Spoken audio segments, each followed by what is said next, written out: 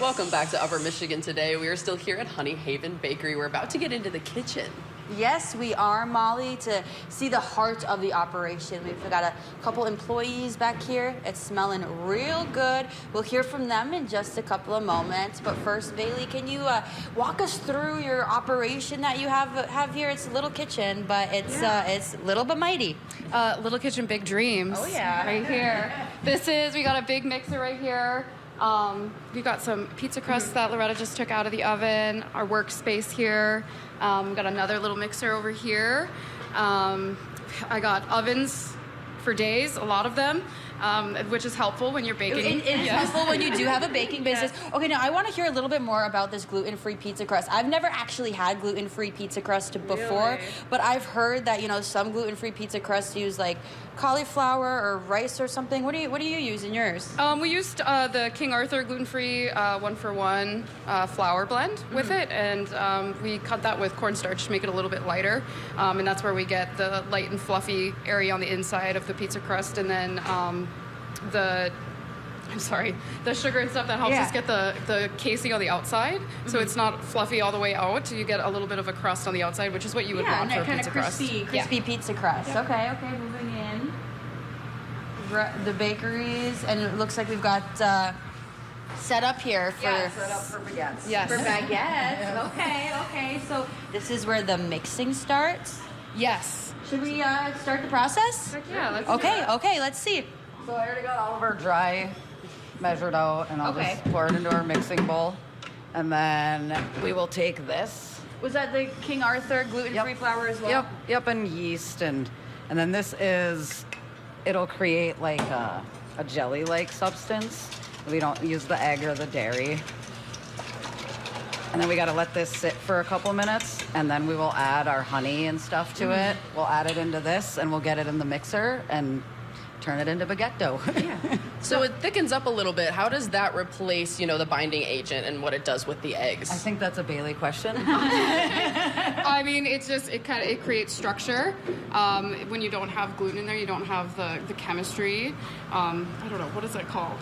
I don't remember the name I don't know, for it. something about There's an chemical bonds. Yeah, I mean, there's something that happens in there. I didn't do very well in chemistry. Hey, in that's school. why we're baking. We don't need to know all it's that. way more fun than actual chemistry. But it replaces the eggs. It acts as a binder. It holds the stuff together, and it's called psyllium husk. Psyllium husk? Psyllium husk. It's like soluble fiber. So it happens pretty quick, like it's already starting to Oh, get wow. into that gelatinous form there.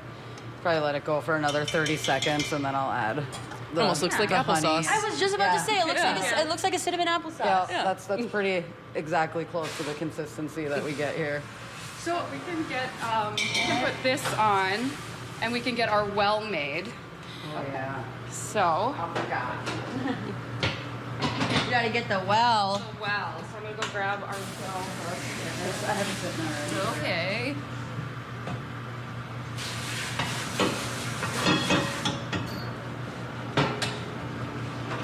It's a whole operation setting that mixer I up. gotta It's pretty turn it cool. back from 2 to 1, because Loretta always likes to leave it on 1. And it's a really good time when you turn the mixer on and it's not on 1, and then you're getting smashed in the face And with then all flour. this flour comes Yes. at you. So this process, we're creating a well.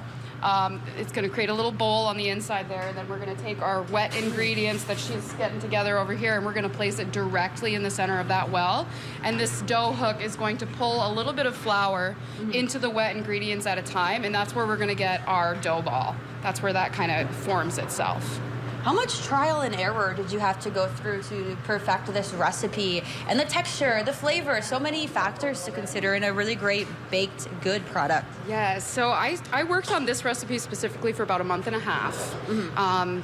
I went through a lot. My family had a lot of little slices of bread at home for a while, but it was okay because my kids really like mini grilled cheese sandwiches, and like I made little garlic toasts with them, and that was fine. But it did take like a month and a half, and I went through a lot of flour and a lot of patience with creating the recipe. But it's really just, I didn't like the way that this was this time. I'm gonna add a little bit more of this or take a little bit less out of this, and then you kind of just make a lot of chicken scratch notes.